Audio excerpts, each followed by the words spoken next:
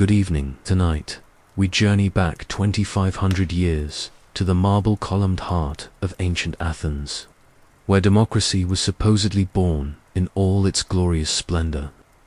You've heard the story before, wise philosophers debating in the agora, citizens gathering to vote on matters of state, the birthplace of freedom and equality. But what if I told you that everything you think you know about Athenian democracy is a carefully polished lie? What if the reality was far more brutal, exclusionary, and hypocritical than any textbook dared to admit?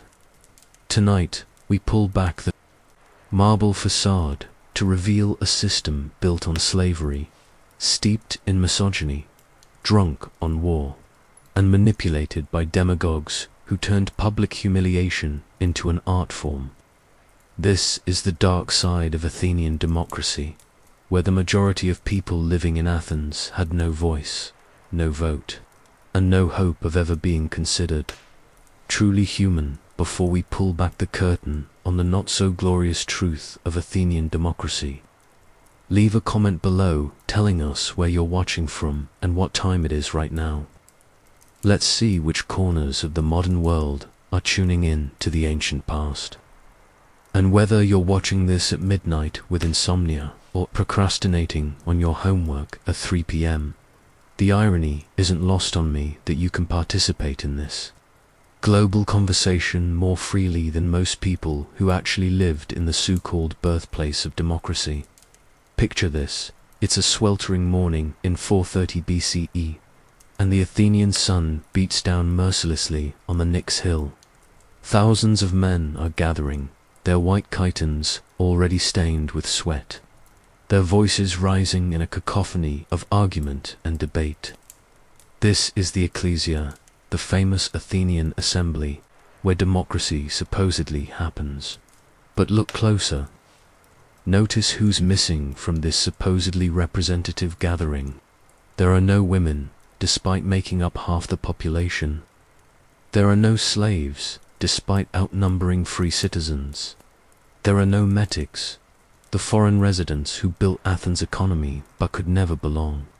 In fact, of Athens' estimated 300,000 residents, only about 40,000 adult male citizens have the right to stand on this hill and call themselves Democrats. That's roughly 13% of the population controlling the fate of everyone else. If this is democracy, it's the most exclusive club in history. The word democracy comes from the Greek demokrasia, meaning rule by the people. But which people? Certainly not Aspasia, the brilliant woman who influenced Pericles, but could never speak in the assembly herself. Not Nicomedes, the slave who managed his master's finances, but was considered property. Not Lysander, the metic merchant whose taxes funded the very democracy that excluded him.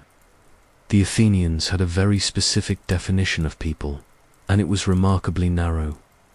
To be a citizen, you had to be male, born of Athenian parents, on both sides, and over 18 years old.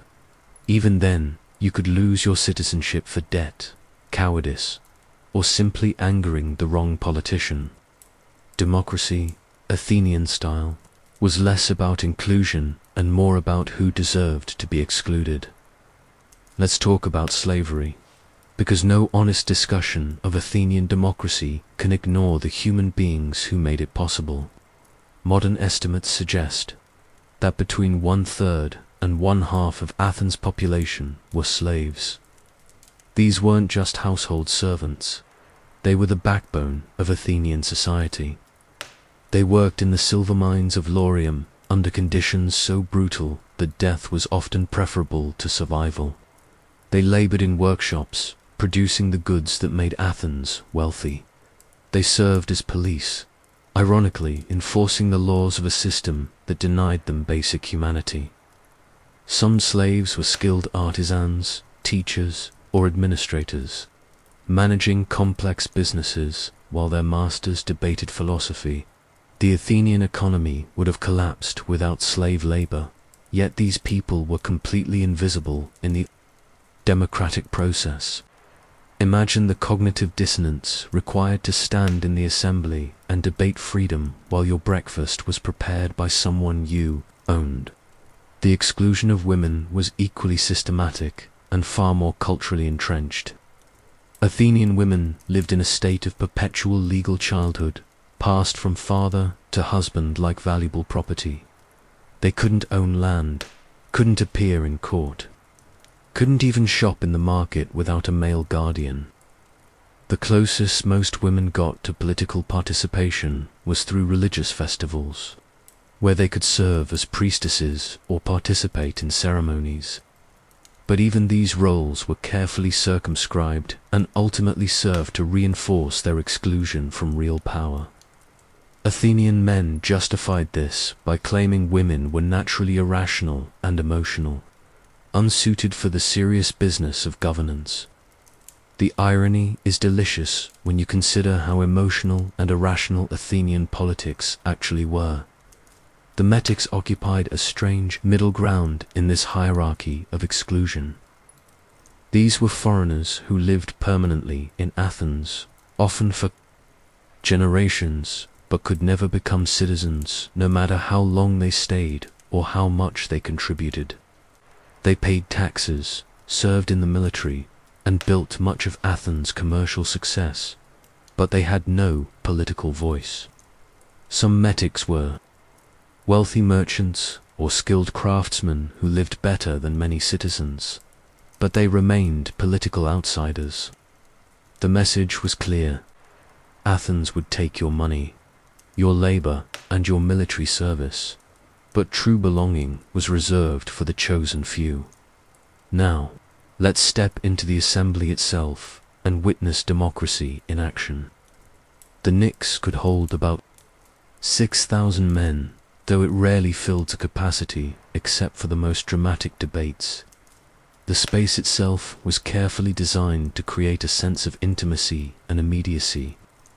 The speaker's platform, or bema, was carved directly into the rock, giving orators a natural stage from which to address the crowd. But don't imagine this as a dignified parliamentary proceeding. The Athenian assembly was more like a cross between a political rally and a gladiatorial combat. Men shouted, jeered through things, and sometimes physically attacked speakers they disagreed with. The acoustics were challenging, meaning only the loudest and most charismatic speakers could command attention. Subtlety was not a valued political skill in democratic Athens. The process began before dawn, with officials using rope dipped in red paint. 2 herd citizens from the agora up to the Knicks. Anyone caught with red paint on their clothes after the assembly started would be fined, creating a literal red line between civic participation and civic negligence. The symbolism is perfect. Athenian democracy marked its citizens, literally and figuratively, dividing the politically engaged from the politically apathetic. Once gathered, the assembly would hear proposals, debate their merits, and vote by show of hands. There were no secret ballots, no private contemplation, no protection for unpopular opinions. Your vote was public, your position visible to your neighbors, your political allegiances on full display. This transparency had consequences that modern democracies struggle to imagine. Politicians could see exactly who supported them and who opposed them. Wealthy citizens could pressure their dependents to vote correctly. Social pressure was immense, and conformity often trumped conscience. The Athenians prided themselves on free speech, but speaking freely in the assembly required considerable courage when your neighbors were keeping score. The concept of political privacy, which we consider essential to democratic participation, was completely alien to Athenian practice. The famous Athenian orators understood this dynamic perfectly. Men like Demosthenes and Aeschines weren't just making logical arguments. They were performing theater, manipulating emotions, and working the crowd like skilled demagogues.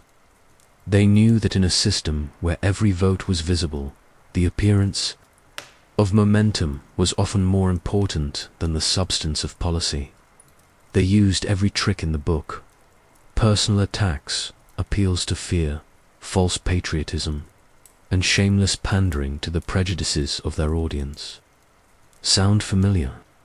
The techniques of modern political manipulation were perfected in ancient Athens, proving that democracy has always been vulnerable to those who understand how to exploit its weaknesses. Let's examine one of the most infamous examples of Athenian democratic decision-making: the trial and execution of Socrates in 399 BCE. Here was a 70-year-old philosopher whose greatest crime was asking uncomfortable questions and encouraging young people to think critically.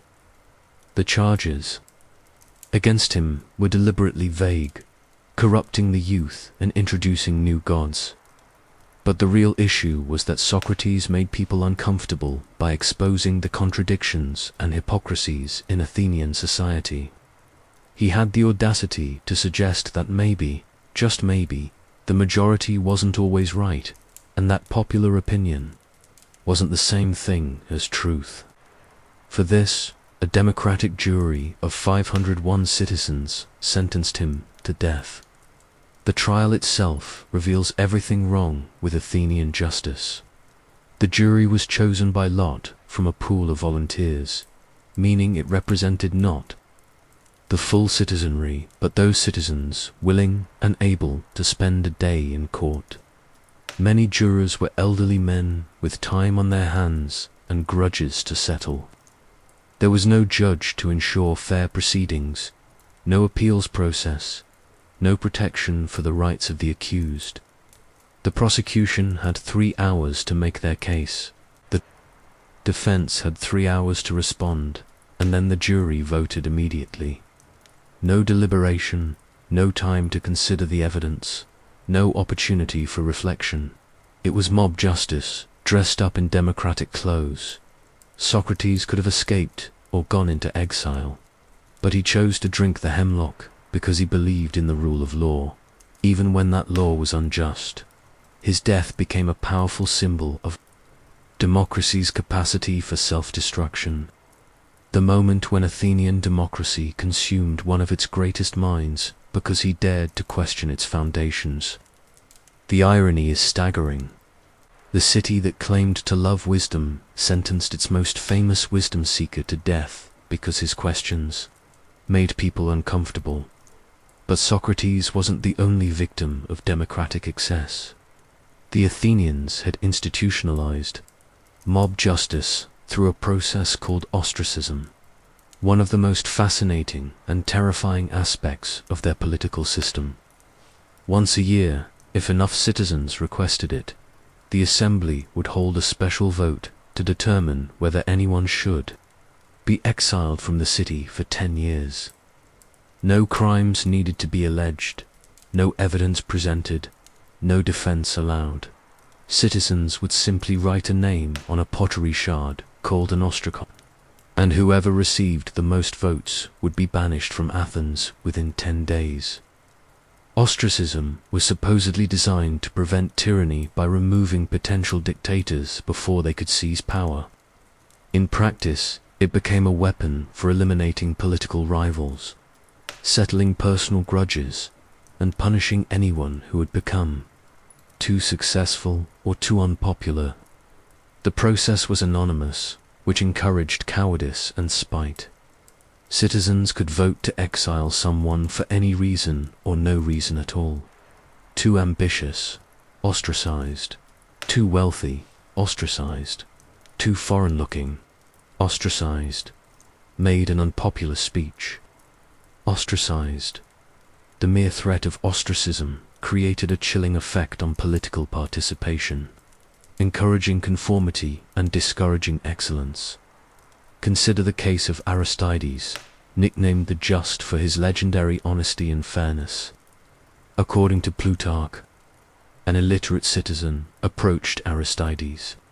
during one ostracism vote and asked him to write Aristides on his pottery shard. When Aristides asked why the man wanted to exile him, the citizen replied, "I don't know him personally, but I'm tired of hearing him called the just everywhere I go." Aristides silently wrote his own name on the shard, facilitating his own exile because his very virtue had become annoying to his fellow citizens. If this story is true, it perfectly captures the perverse logic of Athenian democracy. Excellence itself could become grounds for punishment. The randomness and arbitrariness of ostracism reflected a deeper problem with Athenian political culture. Democracy, they believed, meant not just political equality, but also social leveling. No one should be too much better than anyone else. Wealth, talent, beauty, intelligence, or virtue could all become liabilities if they made other citizens feel inadequate. This wasn't equality of opportunity, but enforced mediocrity, a system designed to punish those who stood out in any way. The tall poppy syndrome was literally codified into Athenian law. Let's talk about the demagogues, those charismatic speakers who mastered the art of telling the assembly exactly what it wanted to hear. The most famous, or infamous, was Cleon, whom Thucydides described as the most violent man at Athens. Cleon understood that in a system where every vote was public and emotions ran high, rational argument was less effective than passionate appeal. He specialized in whipping up popular fury against Athens' enemies, both foreign and domestic. He promised easy victories, quick solutions, and simple answers to complex problems. He pandered to the assembly's worst instincts: xenophobia, greed, revenge, and pride. Cleon's most notorious moment came during the debate over Mytilene, a city that had rebelled against Athenian rule. In his first speech, Cleon convinced the assembly to vote for the complete destruction of the city and the execution of all adult males. Ships were dispatched to carry out this genocidal order. But the next day, some citizens began to have second thoughts. A new debate was called, and cooler heads, led by a speaker named Diodotus, argued for moderation. The assembly reversed its decision by the narrowest of margins and sent a fast ship to countermand the original order. The second ship arrived just as the executioners were preparing to begin their work. Thousands of lives were saved by a single day's reflection and a handful of votes. This episode reveals both the best and worst of Athenian democracy. On one hand, the system allowed for reconsideration and course correction. Popular decisions could be revisited and reversed. The assembly was capable of recognizing its mistakes and changing direction. On the other hand, the original decision to commit genocide was made casually, emotionally, and without serious deliberation. If the second ship had been delayed by bad weather or mechanical problems, an entire city would have been slaughtered because of one. Demagogues' inflammatory rhetoric and the assembly's momentary bloodlust. The Peloponnesian War provides the perfect case study for examining how democratic Athens handled power, both internally and externally. This 30-year conflict against Sparta and its allies began in 431 BCE and ended with Athens' complete defeat in 404 BCE. Throughout the war, Athenian democracy revealed its capacity for both inspiring greatness and enabling terrible crimes. The war was fought, in part, over competing visions of Greek political organization, Athenian democracy versus Spartan oligarchy. But as the conflict dragged on, the moral distinctions became increasingly blurred. Athens entered the war at the height of its power and confidence.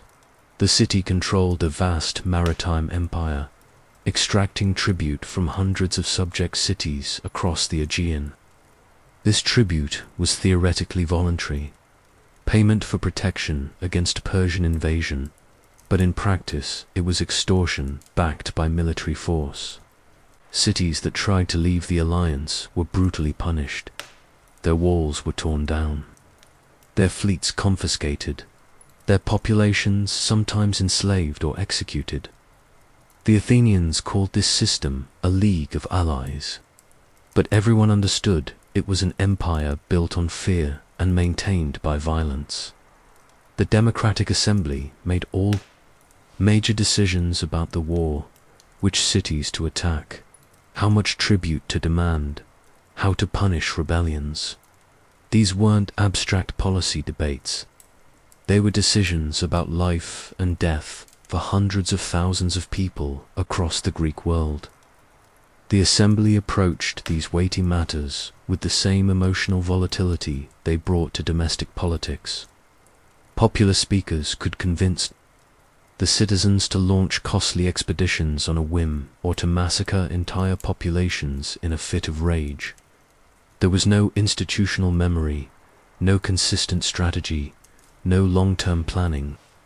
Each assembly meeting was a fresh start, with new speakers, making new promises, and the crowd responding to whatever arguments seemed most compelling in the moment.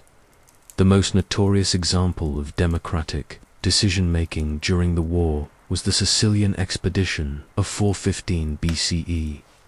This was Athens' attempt to conquer Sicily, motivated by a mixture of greed, ambition, and strategic calculation. The proposal was championed by Alcibiades, a young aristocrat whose charisma and ambition made him the most fascinating figure in Athenian politics. Alcibiades painted a picture of easy conquest and vast riches, promising that Sicily would become the foundation for Athenian dominance over the entire Mediterranean. The assembly was enchanted by his vision and voted to send the largest military expedition in Greek history to the other end of the Mediterranean. The decision was made with minimal planning, inadequate intelligence, and unrealistic expectations. The assembly allocated ships and men, but failed to consider the logistical challenges of supplying a massive army thousands of miles from home. They underestimated Sicilian resistance and overestimated their own capabilities. Most dangerously, they launched the expedition just as Alcibiades was being investigated for religious crimes. When he was recalled to face trial, he defected to Sparta and began advising Athens' enemies on how to defeat the expedition he had originally championed. The Sicilian disaster cost Athens nearly its entire navy and army. Thousands of Athenian citizens died in foreign lands, and thousands more were enslaved in Sicilian quarries. The defeat weakened Athens so severely that it never fully recovered, ultimately leading to its surrender to Sparta 9 years later. All of this could have been avoided if the assembly had taken time for careful deliberation instead of being swept away by one man's persuasive rhetoric. Democratic decision-making, it turned out, was perfectly capable of producing catastrophic results when guided by emotion rather than reason. The war also revealed Athens' capacity for breathtaking hypocrisy.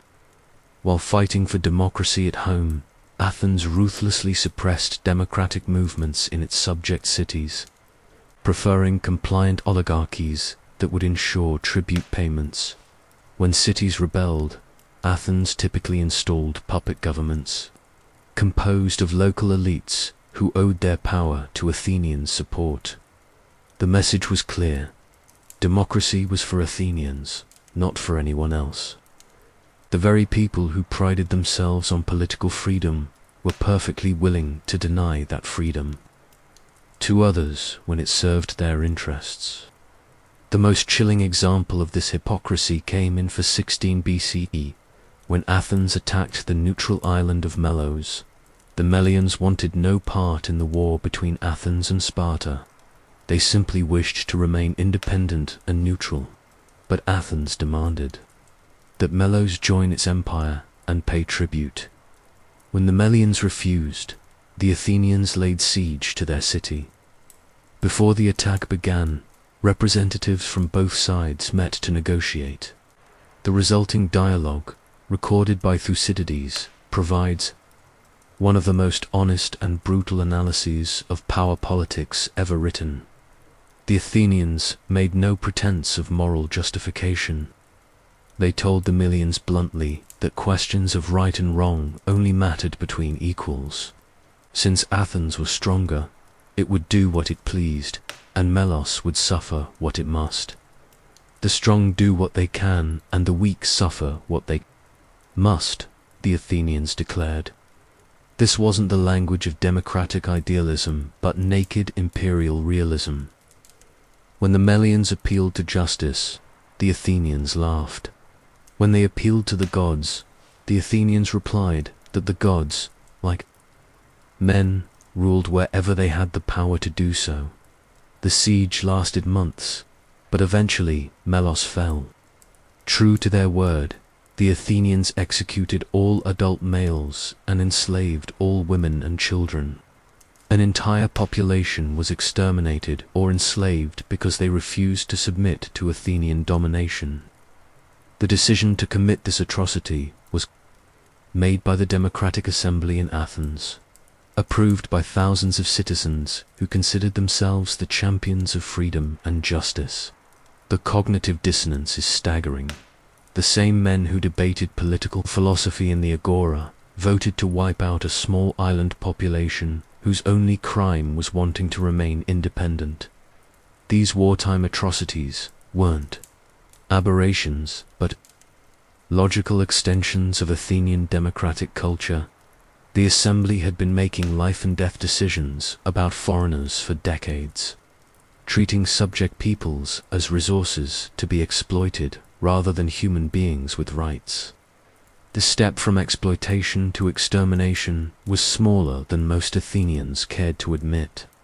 Democracy, it turned out, was perfectly compatible with imperialism, slavery, and genocide. As long as the victims weren't citizens with voting rights, the internal politics of wartime Athens were equally disturbing. As the war dragged on and casualties mounted, the assembly became increasingly volatile and paranoid. Citizens turned against each other, looking for scapegoats to blame for military defeats and economic hardships. Successful generals were as likely to be executed as honored, their fate depending on the assembly's mood rather than their actual performance. The most dramatic example came after the naval battle of Arginusi in 406 BCE, when the Athenian fleet won a crucial victory but failed to rescue survivors from damaged ships due to a sudden storm. The assembly, rather than celebrating the victory, focused obsessively on the failure to rescue the survivors.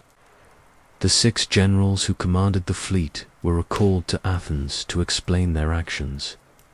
Despite their protests that the storm made rescue operations impossible, the assembly voted to try them collectively for negligence.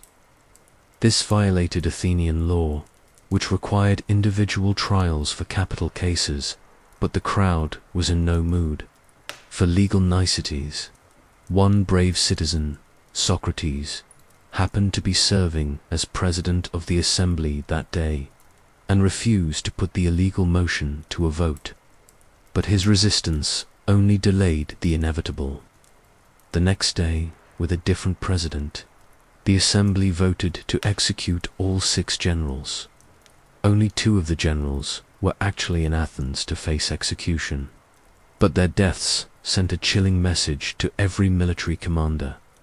Victory wasn't enough to guarantee safety from the assembly's wrath. Success could be forgotten in a moment, but failure would never be forgiven. This created perverse incentives for Athenian generals, who became more concerned with avoiding blame than achieving victory. Many of Athens' best military minds were lost not to enemy action, but to democratic paranoia and scapegoating. The generals, trial also revealed the dangerous intersection between democratic politics and military strategy. The assembly that voted to execute successful generals was composed largely of men who had never commanded troops or fought in major battles.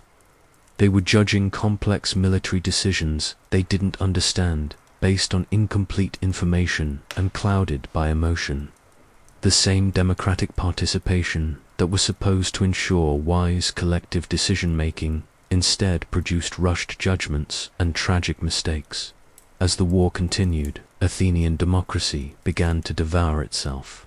The pressure of constant conflict, combined with the assembly's tendency toward emotional decision-making, created a political atmosphere of suspicion and recrimination. Citizens informally organized into political clubs that resembled modern conspiracy groups more than legitimate political parties. These clubs, called heterii, met in secret to coordinate votes, plan prosecutions, and sometimes plot violence against their enemies.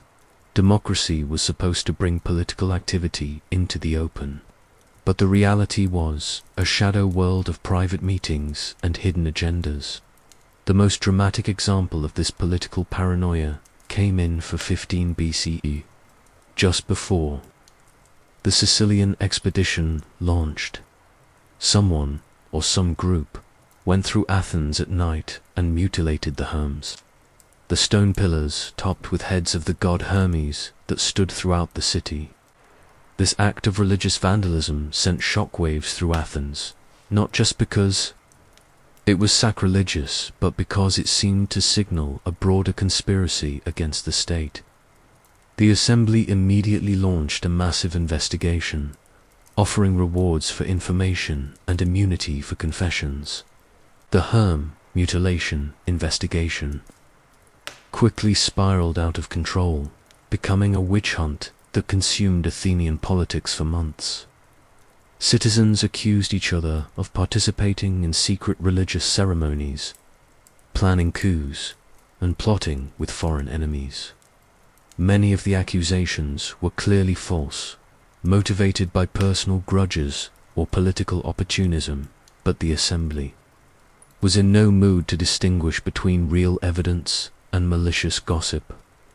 Dozens of prominent citizens were imprisoned, exiled, or executed based on testimony that would never hold up in a modern court. The most prominent victim was Alcibiades himself, the same man who had convinced the assembly to launch the Sicilian expedition. His enemies used the religious hysteria to destroy his political career, accusing him of participating in mock religious ceremonies that parodied the sacred mysteries of Eleusis. The charges were probably false, part of a coordinated effort to remove Alcibiades from power, but the assembly was too paranoid to see through the obvious political manipulation. Rather than face certain conviction, Alcibiades fled to Sparta, where he spent the next several years helping Athens. Enemies planned military strategy. The Herm mutilation affair revealed how easily democratic institutions could be weaponized by political extremists. The same assembly that was supposed to represent the collective wisdom of the citizenry became a tool for persecution and revenge.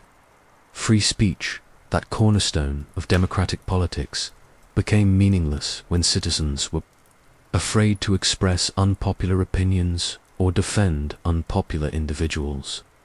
The very openness that made democracy theoretically superior to other forms of government also made it vulnerable to manipulation by those who understood how to exploit popular fears and prejudices.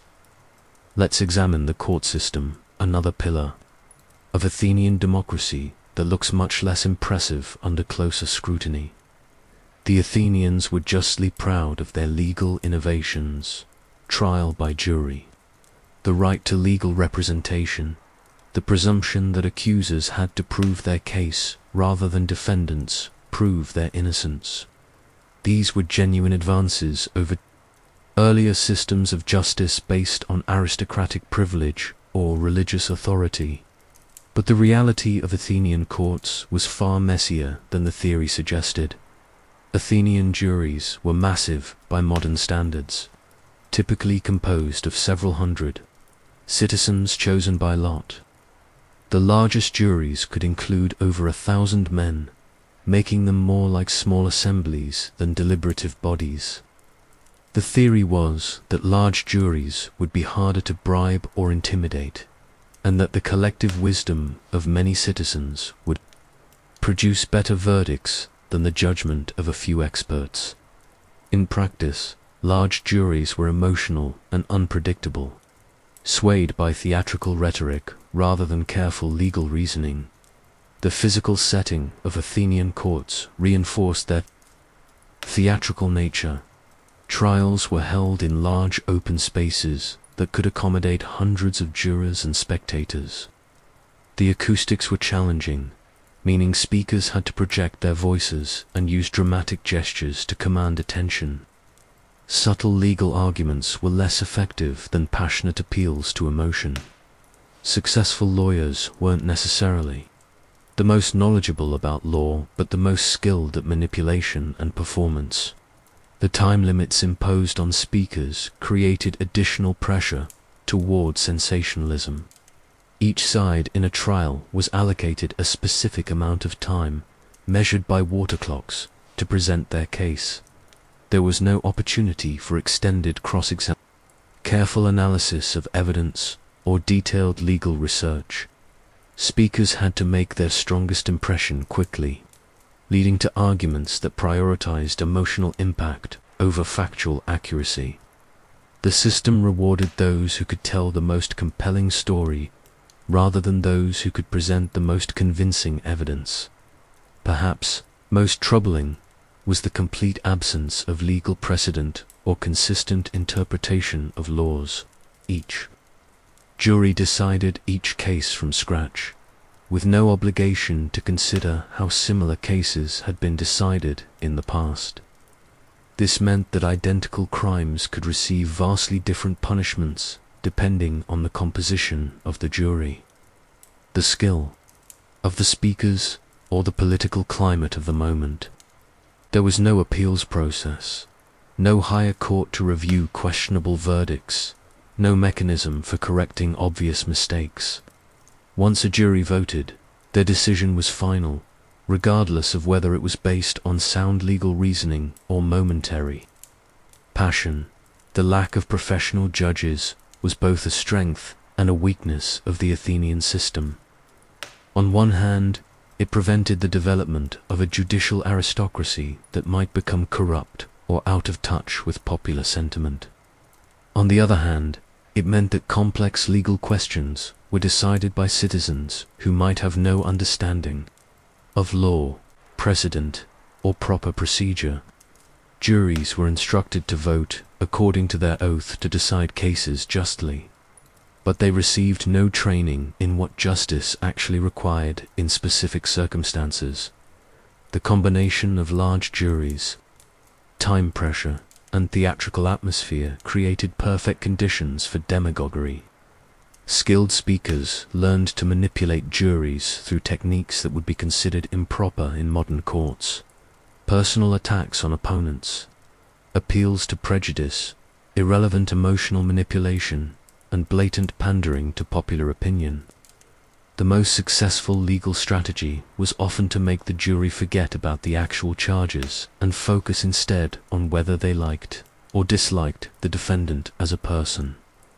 Consider the prosecution of the generals after Arginusi, which we discussed earlier. The legal case against them was weak. They had won a crucial naval victory, and their failure to rescue survivors was clearly due to weather conditions beyond their control. But the prosecutors didn't focus on legal questions of negligence or command responsibility. Instead, they appealed to the jury's grief over the lost sailors, their frustration with the war's progress, and their desire to blame someone for Athens' mounting problems. The jury voted to execute the generals, not because they were convinced of their legal guilt, but because they needed scapegoats for their own emotional distress. The trial of Socrates followed a similar pattern. The formal charges against him were religious, corrupting the youth and introducing new gods. But everyone understood that the real issue was political. Socrates had questioned democratic institutions and associated with unpopular political figures. His prosecutors didn't need to prove that he had actually committed religious crimes. They just needed to convince the jury that he was a dangerous influence on Athenian society. Socrates' defense, which focused on philosophical questions rather than legal technicalities, probably sealed his fate. He spoke to the jury as if they were students in a philosophy class rather than angry citizens looking for someone to blame for their city's problems. The most disturbing aspect of Athenian courts was their susceptibility to political manipulation. Wealthy and powerful citizens regularly used the legal system to destroy their enemies, filing charges that had little basis in fact but served their political purposes. The prosecutors in these cases weren't seeking justice but revenge, and they knew exactly how to manipulate juries to achieve their goals. They would research their targets' personal lives, looking for embarrassing details or unpopular associations that could be used to prejudice the jury. They would time their prosecutions to coincide with moments of political tension when juries would be most receptive to their arguments. The wealthy also had significant advantages in defending themselves against prosecution.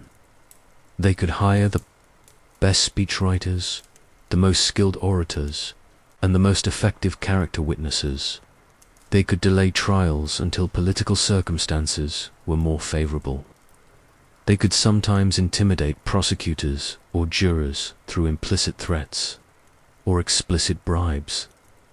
The Athenian legal system, despite its democratic pretensions, was tilted heavily in favor of those with money, connections, and political savvy. Even more troubling was the use of liturgies, mandatory public services imposed on wealthy citizens as a form of legal protection. Rich Athenians were required to fund public festivals, maintain warships, or sponsor dramatic productions.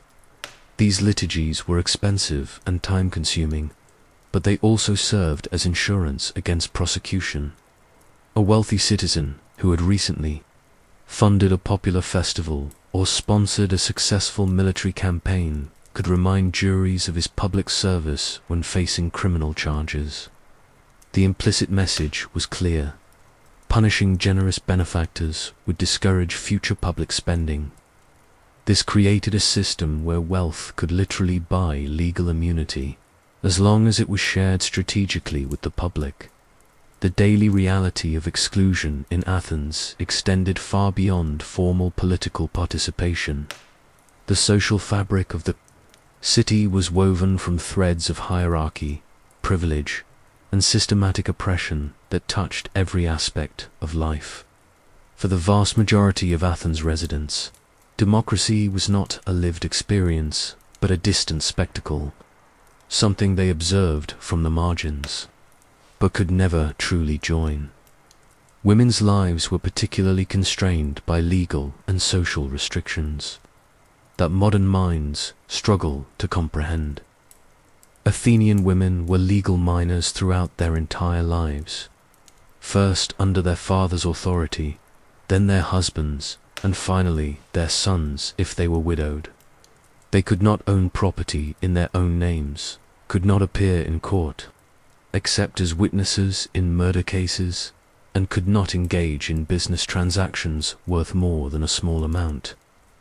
Their movements were restricted to the women's quarters of their homes, the Gynaekeon, where they spent most of their time spinning, weaving, and managing household slaves. The few occasions when women appeared in public were carefully regulated and gender-subjugated. They could attend certain religious festivals, where they might serve as priestesses or participate in ritual processions. They could visit the tombs of deceased relatives, though even this required male permission and supervision. They could shop in the market, but only for essential household goods and preferably accompanied by slaves or male relatives. The idea of women gathering to discuss politics, philosophy, or literature was so foreign to Athenian culture that it appeared only in comedies as a source of ridicule. Marriage was essentially a business transaction between men, with the bride having no say in the choice of her husband. Fathers negotiated dowries in terms with prospective sons-in-law, treating their daughters as valuable property to be transferred from one household to another. The wedding ceremony itself reinforced this transactional nature. The bride was literally handed over from her father to her husband in a public ritual that emphasized her change of ownership rather than her personal choice. Love might develop between spouses, but it was neither expected nor required for a successful marriage. Once married, women were expected to produce legitimate heirs, preferably sons, to continue their husbands' family lines. Their primary value was reproductive, and their success as wives was measured by their fertility and their ability to manage households efficiently. Adultery by wives was not just morally condemned but legally prohibited, with severe penalties, including divorce, loss of dowry, and social ostracism. But adultery by husbands was not only tolerated but expected, as long as it was conducted discreetly and didn't threaten the legitimacy of their children. The contrast between male and female sexual freedom was stark and hypocritical. Athenian men regularly visited prostitutes, maintained long-term relationships with courtesans, and engaged in homosexual relationships with younger men, all without social censure. But women were expected to remain chaste before marriage and faithful afterward, with their sexual behavior closely monitored by male relatives and neighbors. This double standard was justified by claims that women were naturally more sexual and therefore needed stricter control. A logic that would be laughable if it weren't so oppressive. The lives of slaves varied dramatically depending on their skills, their master's wealth, and their assigned roles within households or businesses. Household slaves often lived in close proximity to their owners, sleeping in small rooms near the kitchen or workshops where they worked. They might develop personal relationships with family members, particularly children they helped raise. But these relationships were always shadowed by the fundamental reality of ownership. A kind master might treat slaves with apparent affection, but they remained property that could be sold, beaten, or killed at their owner's discretion. Skilled slaves faced a peculiar form of psychological torture. They might be more educated, more talented, or more capable than their masters, but their legal status reduced them to tools. A slave who managed a successful business, taught philosophy, or created beautiful artwork was still considered property rather than a person. Some slaves were allowed to accumulate savings and eventually purchase their freedom, but this process could take decades and was entirely dependent on their master's goodwill. The hope of freedom was often more cruel than hopeless bondage, because it created the illusion of possibility while maintaining the reality of oppression. The silver mines of Laurium, where thousands of slaves extracted the ore that funded Athenian democracy, represented the system at its most brutal. These slaves worked in narrow tunnels hundreds of feet underground, with primitive tools and no safety equipment. Cave-ins, flooding, and toxic fumes were constant dangers. The work was so grueling that few slaves survived more than a few years in the mines. Their bodies were literally consumed to produce the wealth that funded Athens' cultural achievements, its military campaigns, and its democratic institutions. Every beautiful temple, every philosophical dialogue, every democratic debate was built on a foundation of human suffering that the citizens preferred not to acknowledge. The metics occupied a strange liminal space in Athenian society, neither fully excluded like slaves and women, nor fully included like citizens. Many metics were merchants who had come to Athens seeking economic opportunities, drawn by the city's commercial networks and relative stability. Others were craftsmen whose skills were valued by Athenian customers, but whose foreign origins prevented them from ever becoming full members of society. Some metics were refugees from other Greek cities, fleeing political persecution or military conquest, but finding in Athens only a different form of exclusion. Wealthy metics faced particular frustrations, because their economic success highlighted their political powerlessness. A metic merchant might own more property than most citizens, employ dozens of workers, and contribute significantly to Athens' prosperity through taxes and trade. But he could never vote in the assembly, serve on juries, or hold public office. His children, even if born in Athens and raised as Athenians, would inherit his metek status and face the same exclusions. No amount of wealth, talent, or cultural assimilation could overcome the accident of foreign birth. The metic tax, called the metician, was both a source of revenue for the state and a monthly reminder of second-class status. Every metic had to pay this tax as a condition of residence, marking them as permanent outsiders who were tolerated rather than welcomed. The tax wasn't enormous, but its symbolic weight was considerable. It said, in effect, that metics were guests who had to pay for the privilege of remaining in Athens, no matter how long they had lived there or how much they had contributed to the city's success. Military service provided one of the few areas where metics could demonstrate their loyalty to Athens, but even here their contributions were carefully circumscribed. Metics served in the army and navy alongside citizens, fighting and dying for a city that would never fully accept them. They could show courage in battle, serve with distinction, and earn the gratitude of their fellow soldiers, but these achievements wouldn't translate into political rights or social acceptance. Military service was an obligation, not a path to citizenship. The religious life of Athens also reflected and reinforced social hierarchies in ways that modern observers often miss. The city's many festivals, processions, and sacrifices weren't just spiritual activities, but elaborate displays of social status and political allegiance. Citizens participated in religious ceremonies as a right and duty of membership in the community.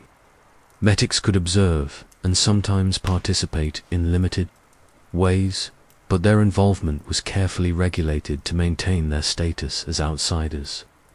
Slaves might be present at religious events, but only as servants or offerings, never as participants with agency or voice.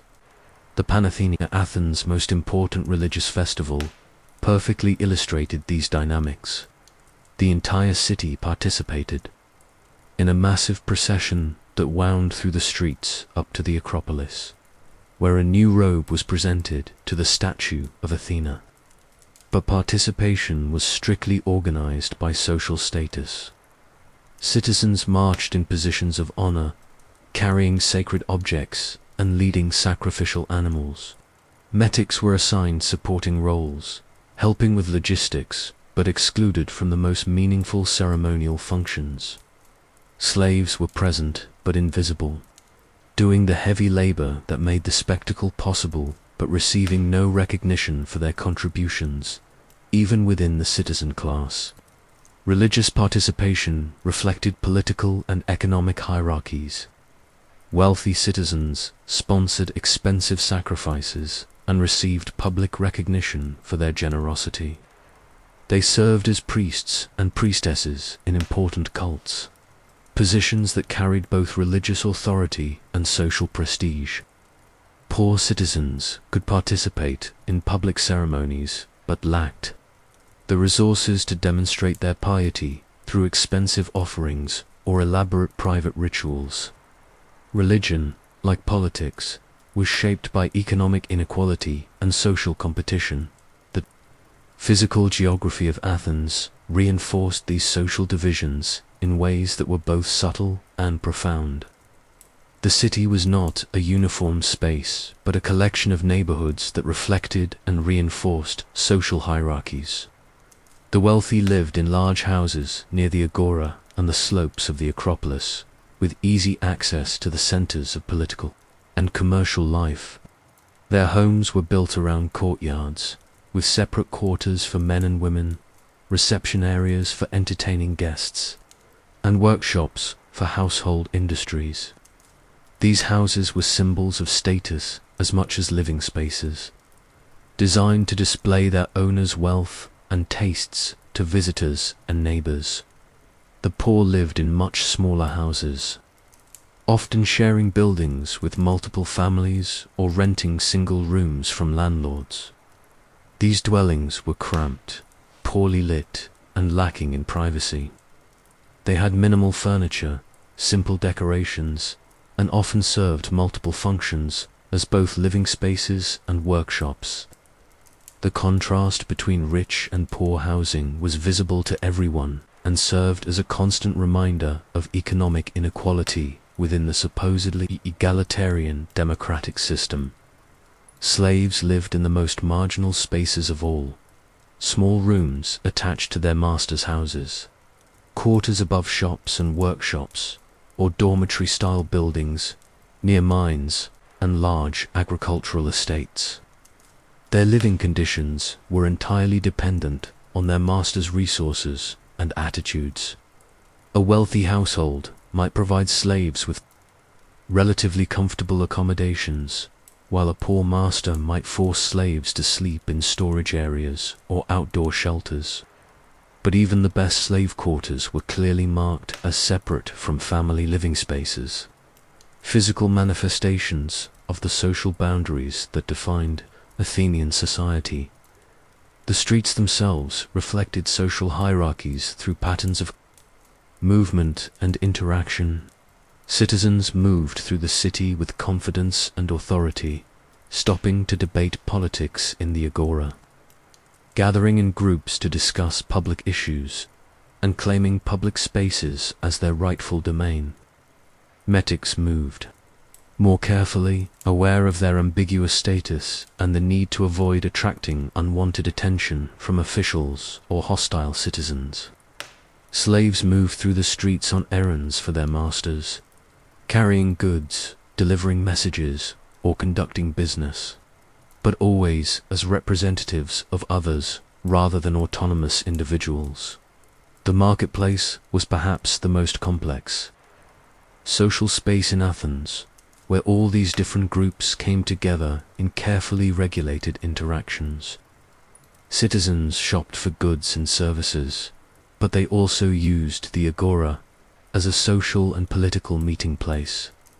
Metics operated many of the shops and stalls, selling goods they had manufactured or imported, but their commercial success was always shadowed by their political exclusion. Slaves conducted much of the actual labor of commerce, carrying goods, managing transactions, and maintaining the physical infrastructure of the market, but they did so as extensions of their master's will, rather than independent economic actors. The banking system of Athens reveals another layer of the city's hypocritical relationship with social hierarchies. Many of the most successful bankers were metics or freed slaves who had accumulated wealth through financial services but remained excluded from political participation. These bankers lent money to citizens, financed commercial ventures, and facilitated international trade, making them essential to Athens' economic prosperity.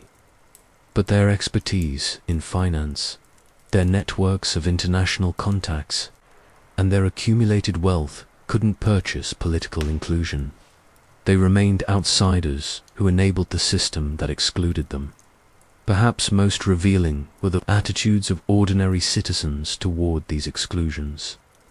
Most Athenians didn't see their democracy as hypocritical or incomplete, but as a perfect system that properly recognized the natural hierarchy of human beings. They believed that citizenship was a privilege that had to be earned through proper birth and masculine virtue, not a right that belonged to all residents. They saw the exclusion of women as necessary protection for creatures too emotional and irrational for political participation. They viewed slavery as a natural condition for people who lacked the capacity for self-governance. They considered metics to be permanent guests who should be grateful for the opportunity to live in Athens without expecting full membership in the community. These attitudes weren't simple prejudice, but elaborate ideological systems that justified exclusion through appeals to nature, tradition, and divine will. Athenian philosophers developed sophisticated arguments for why democracy should be limited to adult male citizens of proper birth. They created theories of natural inequality that explained why some people were suited for freedom and others for slavery. They constructed elaborate justifications for male dominance based on claims about female nature and social necessity. The exclusions weren't accidents or oversights, but deliberate choices supported by intellectual frameworks that made them seem reasonable and even inevitable. The economic foundations of Athenian democracy were equally problematic when examined closely. The wealth that supported the city's cultural achievements and military power came from a combination of exploitation, extortion, and environmental destruction that would be considered criminal by modern standards. The empire that Athens built through the Delian League was essentially a protection racket writ large, where weaker cities paid tribute in exchange for security from threats that Athens itself sometimes created or exaggerated. The tribute system was presented as voluntary cooperation among allies, but the reality was systematic exploitation of weaker Greek cities by Athenian military and economic power. Cities that joined the League surrendered control over their foreign policy, their military forces, and significant portions of their economic output. They were required to use Athenian coins, weights, and measures, effectively making them economic dependencies of Athens. They had to send representatives to Athens for certain legal proceedings, forcing them to navigate a foreign legal system that favored Athenian interests. When cities attempted to leave the League or reduce their tribute payments, Athens responded with overwhelming force. Rebellious cities had their walls destroyed, their fleets confiscated, and their populations sometimes killed or enslaved. The message was clear. Membership in Athens' alliance was permanent, and resistance would be crushed. This wasn't mutual defense, but imperial domination. Funded by the tribute payments that kept flowing into Athens' treasury, the environmental costs of Athenian prosperity were equally severe. The silver mines of Laurium didn't just consume human lives but devastated the landscape through primitive mining techniques that left the region scarred and polluted. The demand for wood to fuel the mines, build ships, and construct buildings led to widespread deforestation throughout Attica and beyond. The intensive agriculture needed to feed Athens' growing population depleted soil and strained water resources. The city's growth was unsustainable in ways that its citizens either didn't understand or chose to ignore. The psychological effects of living in such a stratified society were profound for everyone involved, though they affected different groups in different ways. Citizens developed a sense of entitlement and superiority that was both the foundation of their political confidence and a barrier to empathy with those they excluded. They learned to see themselves as naturally superior beings who deserved their privileges, making it difficult for them to recognize the humanity of slaves, women, or foreigners.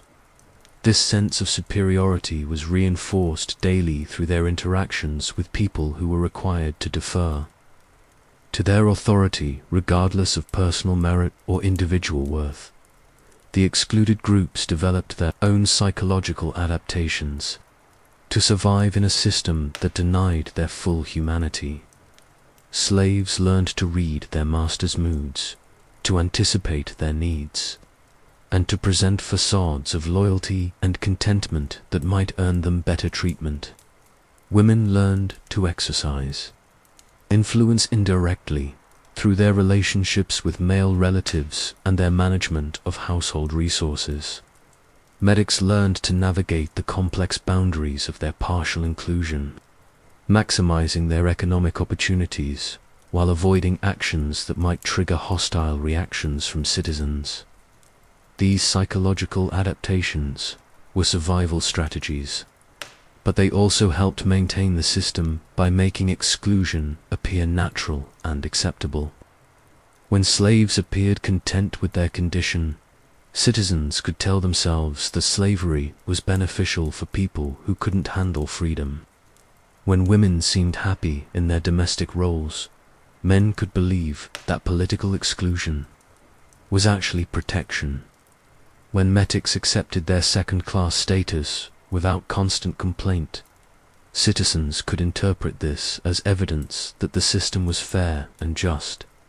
The education system of Athens reflected and reinforced these social hierarchies in ways that shaped how each generation understood their place in the world.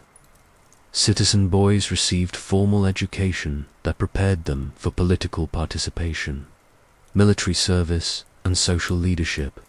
They learned to read and write, studied poetry and music, practiced athletics and military skills, and absorbed the cultural values that would guide their adult lives.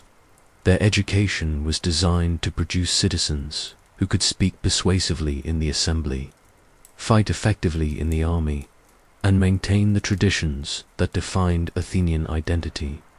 Girls received no formal education but learned domestic skills from their mothers and female slaves. They were taught to weave, cook, manage households, and perform the religious duties appropriate to their gender.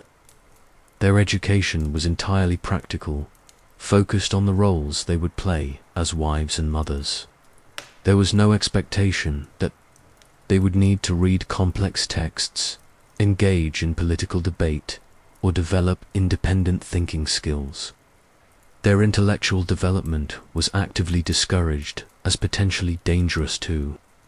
Their primary function as reproducers and household managers, slave children, received whatever education their masters deemed useful for their intended roles. Some slaves were trained in skilled crafts, others in household management, and still others in basic literacy and numeracy. But their education was always instrumental, designed to make them more valuable property rather than more complete human beings.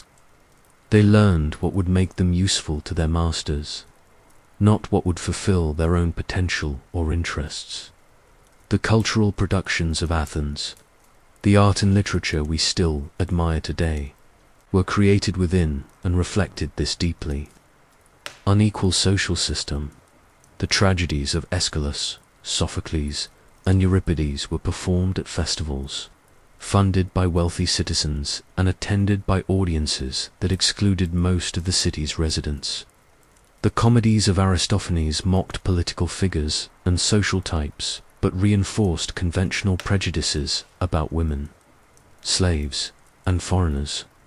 The philosophical dialogues of Plato preserved the teaching of Socrates, but were written for and read by a small elite of educated citizens.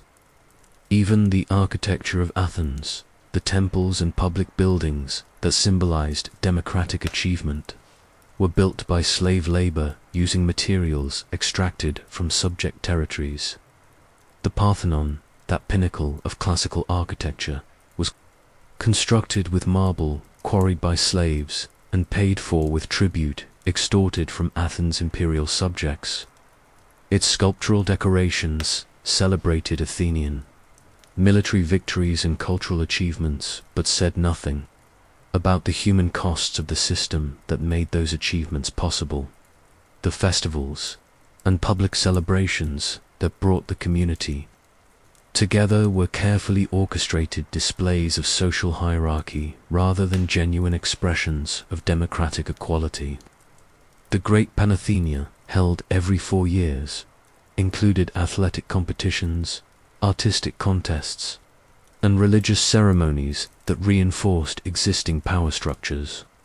Citizens competed for prizes and recognition, while others watched from assigned positions that reflected their social status. The festival created an illusion of community participation while actually reinforcing the boundaries that divided the community. As we reach the end of our journey through the dark corridors of Athenian democracy, it's worth reflecting on what these historical realities mean for our understanding of democracy today. The Athenians weren't uniquely evil or hypocritical. They were human beings operating within systems and assumptions that seemed natural and inevitable to them, just as our own systems and assumptions seem natural and inevitable to us.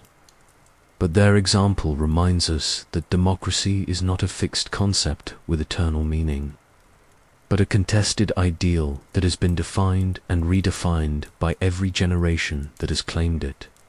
The exclusions and hypocrisies of Athenian democracy weren't accidental flaws in an otherwise perfect system, but integral features that made the system work for those who benefited from it.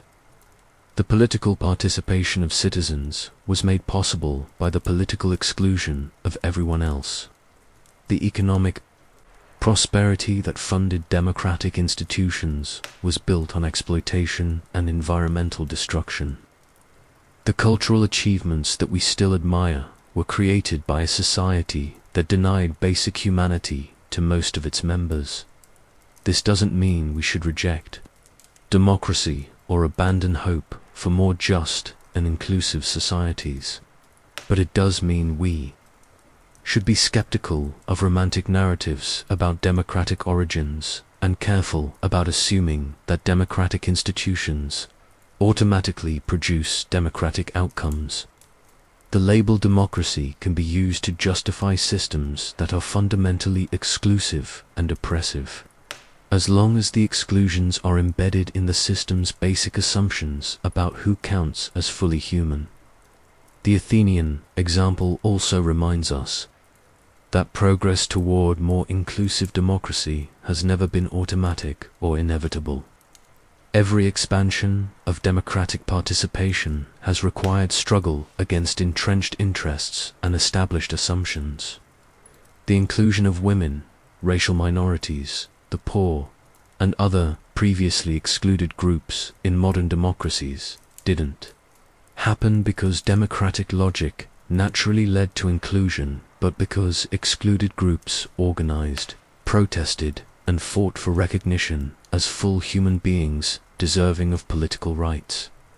Perhaps most importantly, the Athenian example warns us against the dangers of democratic complacency. Citizens who believed they lived in the most perfect political system ever created were capable of making terrible decisions that caused immense suffering. Their confidence in their own virtue and the superiority of their institutions blinded them to the contradictions and cruelties embedded in their society. They could execute philosophers, massacre entire populations, and enslave thousands of people while maintaining their self-image as champions of freedom and justice. Modern democracies face similar temptations toward self-righteousness and moral blindness. We celebrate our democratic achievements while overlooking the ways our political and economic systems continue to exclude, exploit, and oppress. We export democracy through military force while ignoring the voices of those who question whether our interventions actually promote freedom and justice. We pride ourselves on political equality while accepting economic inequality that makes meaningful political participation impossible for millions of people.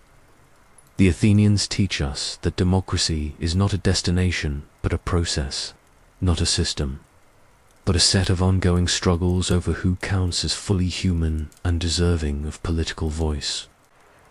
Their failures remind us that democratic institutions can coexist with systematic oppression, that democratic rhetoric can justify horrific violence, and that democratic majorities can make profoundly unjust decisions. But their achievements also show us the transformative power of political participation, the importance of public debate, and the possibility of holding leaders accountable to popular will.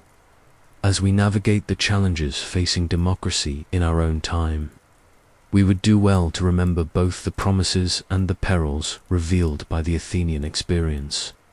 Democracy is not automatically good or naturally progressive. It is a tool that can be used to advance justice or to reinforce oppression, depending on who wields it and how it is structured.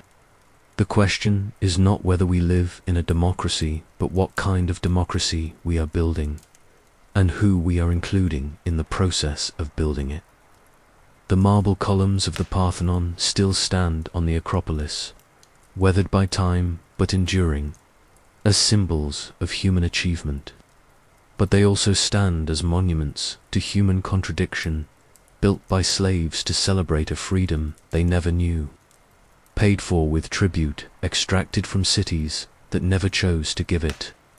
They remind us that even our greatest achievements can be compromised by the systems that make them possible, and that the price of democracy is eternal vigilance against the exclusions and hypocrisies that threaten to hollow out its promise. The sun sets over Athens as it has for 25 centuries, casting long shadows across the agora, where citizens once gathered to debate the fate of their city and their empire. The voices of those ancient debates have long since fallen silent, but their echoes still resonate in every modern democracy that struggles with the tension between majority rule and minority rights, between national interest and international justice, between the promise of equality and the reality of hierarchy. The dark side of Athenian democracy lives on in every society that claims democratic values, while systematically excluding those it deems unworthy of full participation. The challenge for us is to learn from Athens' failures without repeating them, to build on their achievements without ignoring their victims, and to create forms of democracy that are more inclusive, more just, and more honest about the contradictions they still contain. In the end, the story of Athenian democracy is not a cautionary tale about the dangers of popular rule, but a reminder of the constant work required to make democratic ideals into democratic realities. The Athenians failed not because they tried democracy, but because they limited it, not because they included too many people, but because they excluded too many. Their legacy challenges us to imagine and build forms of political participation that extend beyond the boundaries they established, that include the voices they silenced, and that recognize the full humanity of all people, regardless of their gender, race, class, or national origin. Only then can we claim to have learned from both the light and the dark sides of democracy's ancient origins. So the next time someone tells you that democracy began in ancient Athens, remember the slaves who built the temples, the women who were silenced in the assembly, the foreigners who paid taxes but had no representation, and the subject peoples who funded the system that oppressed them. Remember that democracy is not a gift from the past, but a promise to the future, not an achievement to be celebrated, but a responsibility to be fulfilled. The true measure of any democracy is not how well it serves those who are already included, but how hard it works to include those who are still excluded. That is the lesson of Athens, written in marble and blood, in triumph and tragedy, in the light of ancient wisdom and the shadows of eternal human struggle.